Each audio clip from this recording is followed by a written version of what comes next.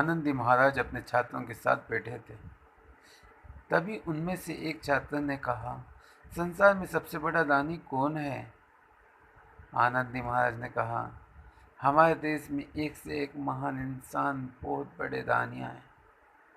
इस जन्म दिए हैं जैसे राजा हरिश्चंद्र, श्री राम जी, युधिष्ठिर, भीष्म पितामह, कर्ण जैसे महान इंसान हमारे देश के गौरव है। यह सुनकर एक छात्र ने कहा, सबसे बड़ा दानी कौन है?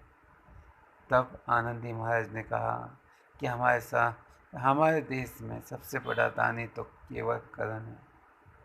यह सुनकर सब अचंभे में पड़ गए। कितने सारे महान दानी होते हुए कर्ण ऐसा क्या किया? उनमें से एक छात्र ने कहा, कर्ण अपना कवच तक दान कर चुके हैं, जो शायद कोई इंसान नहीं कर पाता। आनंदी महाराज बोले, केवल कवच ही नहीं, उन ऐसे महान त्यागी थे कि उनके पास जो भी कोई आता मांगने, उनको खाली हाथ नहीं भेजते। यही कर्ण की विशेषता थी। एक छात्र ने कहा, उनके बारे में कुछ परिचय दीजिए। आनंदी महाराज मुस्कुराए और कहने लगे, मैं आज आपको एक ऐसी कहानी सुनाता हूँ जिसके बारे में आपको बहुत प्रेरणा मिलेगी। एक जंगल में जाते हुए अर्जुन और श्री कृष्ण जी। अर्जुन ने कहा श्री कृष्ण जी से कि इस संसार में सबसे बड़ा दानी मेरा भाई युधिष्ठिर है, उसकी जना कोई दानी ही नहीं है। श्री कृष्ण जी मुस्कुराए और चुपचाप चलने लगे। उन्होंने अपने भाई भ्राता की इतनी तारीफ की कि यह सुनकर कृष्ण जी बोलने पर मजबूर हो गए कि आपसे भी बड़ा दानी संसार में है। यह सुनकर अर्जुन अचंभे में पड़ गया। उन्होंने कहा, संसार में मेरे भाई युधिष्ठिर से भी बड़ा दानी कौन हो सकता है?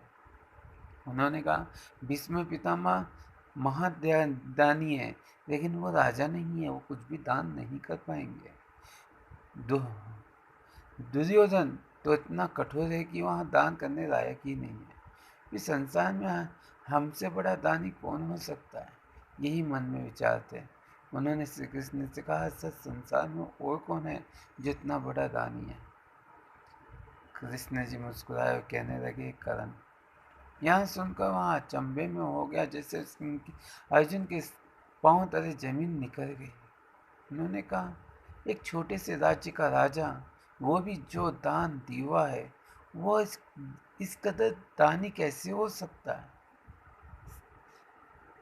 कृष्ण ने कहा कि वह महाज्ञानी है, उनकी तरह ध्यान देने वाला कोई ही नहीं है।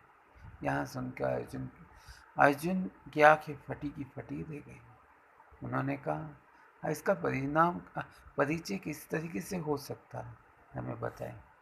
श्री कृष्ण ने कहा, क्यों ना हम उनकी एक परीक्षा दी जाए।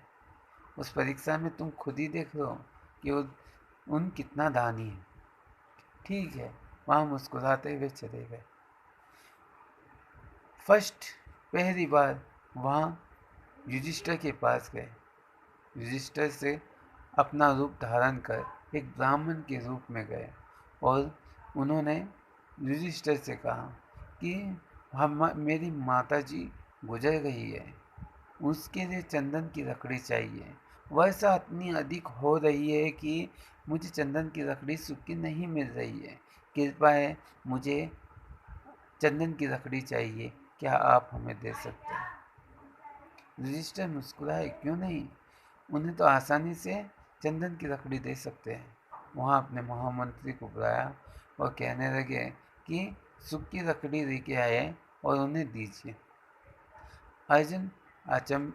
अर्जुन सोचने लगा कि ये तो दाएं हाथ का काम है, भैया के लिए इसमें कोई बड़ी बात नहीं है। बहुत समय निकल गया, पर युधिष्ठिर को सूखी लकड़ी का प्रबंध नहीं कर पाए। श्री कृष्ण ने कहा, समय निकल जा रहा है, मैं जा रहा हूँ। अगर आप नहीं दे सकते, कोई बात नहीं, मैं दूसरी जगह प्रबंध कर लूँगा। युधिष्ठिर का सर नीचा हो चुका था। वह सोच रहे थे कि मैं पहले ही इन्हें दान नहीं दे सका। वह अपना मस्तक नीचा कर बैठ गए। अर्जुन ने सोचा, क्या करण इसे दे सकेगा?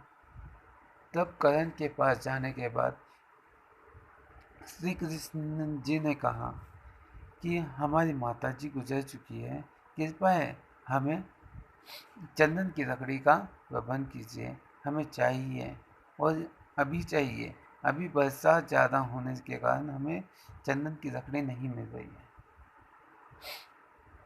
करण अपने मंत्री को बुलाया और कहने लगा, ये चंदन की लकड़ी का प्रबंध करें। श्री कृष्ण जी ने रोका और कहा, सूखी ही लकड़ी चाहिए, चंदन की सूखी लकड़ी ही चाहिए, क्योंकि वर्षा ज़्यादा होने के कारण हमें सूखी लकड़ी नहीं मिल रही है और माता का देहांत अंतिम संस्कार करना है। मंत्री बहुत देर हो चुकी वहाँ नहीं आया। अर्जुन के मन में खुशी का इजहार हुआ कि युधिष्ठिर दे नहीं सका तो कर्ण क्या दे देगा। वह मन ही मन खुश हो रहा था कि कर्ण नहीं दे पाएगा। श्री कृष्ण जी मुस्कुराए और कर्ण से कहने लगे, समय निकलता जा रहा है, हमें चंदन की लकड़ी चाहिए। अगर आप नहीं दे सके कोई बात नहीं, हम दूसरी जगह प्रबंध करेंगे। जब वहाँ जा रहे थे, मानो अर्जुन के मन खिल गया। वहाँ सोचने लगा, अरे युधिष्ठिर ने दे सका तो कर्ण क्या देंगे। कर्ण रोका, रुकिए ब्राह्मण जी, आप रुकिए। हमारे दरबार में आए हुआ कोई इंसान खाली हाथ नहीं जाता। मैं आपको सूखी चंदन की लकड़ी ही देता हूँ।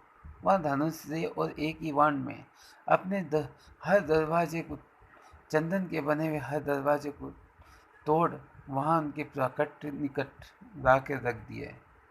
यहाँ देख कर अर्जुन की आंखों में आंसू आ गए। उन्होंने कहा, वाह कर्ण, तू महान। आनंदी महाराज ने कहा कि इस कहानी से आपने क्या शिक्षा? जो इंसान श्रद्धा और सच्चे दिल से काम लेता है, उसका हमेशा सफल होता है।